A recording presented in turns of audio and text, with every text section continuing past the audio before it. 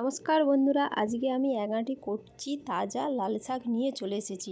লাল শাকগুলো একটা একটা করে বেছে গোড়া কেটে পরিষ্কার করে ধুয়ে নিয়ে চলে এলাম। উনুনে কড়া বসিয়ে দিয়েছি, কড়ায় তেল দিয়ে দিলাম, শুকনো লঙ্কা গোটা জিরে ফোড়ন দিয়ে দিলাম, 1 চামচ রসুন কুচি দিয়ে ভালো করে নেড়ে চেড়ে রসুনের কাঁচা গন্ধ চলে গেলে পেঁয়াজ কুচি দিয়ে দিলাম।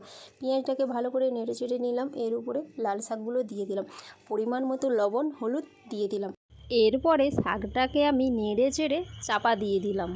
উনুনের আঁচটা একদম কমিয়ে দেব। কিছুক্ষণ পর চাপা খুলে দেখলাম শাকটা খুব সুন্দর সিদ্ধ হয়ে গিয়েছে। ভালো করে নেড়েচেড়ে ভেজে শাকটা আমি নামিয়ে নিলাম। এবার আপনাদেরকে জানাবো ভাতের সাথে শাক ভাজাটা খেতে কেমন লাগছে। এই দেখুন, সাদা ভাতটা লাল করে মেখে খেতে যা লাগছে না, সত্যি দারুণ লাগছে। আপনাদের ভালো লাগলে অবশ্যই বন্ধুদের মধ্যে শেয়ার করে দেবেন এবং একটি লাইক সাবস্ক্রাইব করে দেবেন।